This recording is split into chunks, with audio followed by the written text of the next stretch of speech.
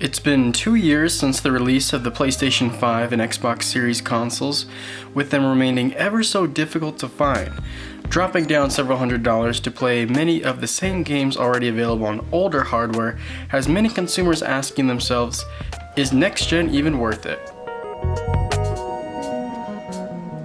I think the answer depends with a very general yes. If you are on the fence on whether or not to buy a next-gen console, there's a few facts and perspectives to consider. Some potential benefits to waiting could be a lower price, the introduction of a Pro model, and access to more stock. Of course, nobody knows, but I wouldn't recommend holding your breath on a price decrease for any of the current consoles, at least not anytime soon. Especially considering that Sony has recently increased prices in territories outside of the US. Slimmer versions of the PS5 and Series consoles could be in the cards, but a Pro is probably a ways off, if at all. These current consoles are pushing the limits to what $300 to $500 can get you in terms of CPU, GPU, and SSD performance. And so while a Pro model is possible, we would definitely have to see the prices of components go down significantly before this became a realistic possibility. As far as stock goes, this is a real issue that is getting better, but we're still a ways off from being able to reliably pick up a Series X or PS5 in person. $500 is definitely more than what last-gen systems cost at launch, but is a great deal for the performance you're getting. To build a comparably spec PC, you could easily spend over $1,000, which puts into perspective how good of a deal console gaming is, at least up front. If you're part of the PC master race, exclusively a Switch owner, or currently don't have access to any sort of gaming system, then why would you buy a PS5 or Series console? The answer is exclusives, specifically on the PlayStation side of things, but applying to both. Much like Nintendo, Sony has created quite the catalog of first-party mascots from Kratos, Aloy, Jin Sakai, Spider-Man, Nathan Drake, Sackboy, and a ton of others. Unlike Nintendo, you're starting to see these characters also pop up on PC, but typically only after several years, and usually when its sequel's just around the corner for the mother console.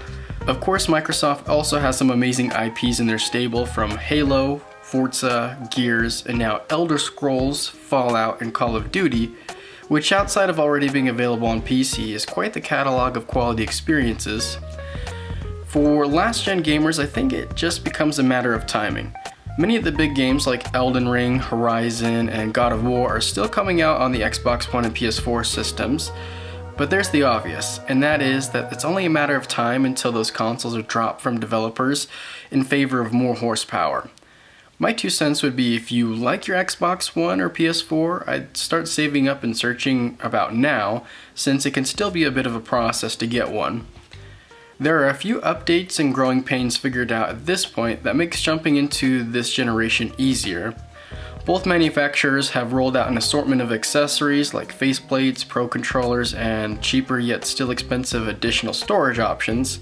PlayStation has added a bunch of features that many wish were there at launch, such as 1440p and VRR support, as well as folders. Can't forget folders. Xbox is gearing up to release a bunch of exclusives these next few years, with Game Pass remaining a great value in the meantime. I think, to me, the biggest benefit to upgrading to these current gen systems is a bit overlooked, and that's backwards compatibility, specifically all the next gen updates that come with it.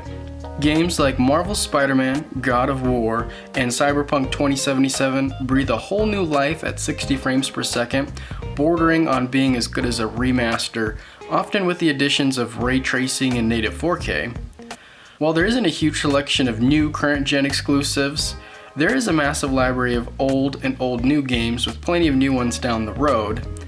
This has personally given me a chance to discover and catch up on a few gems I missed out on and now updated.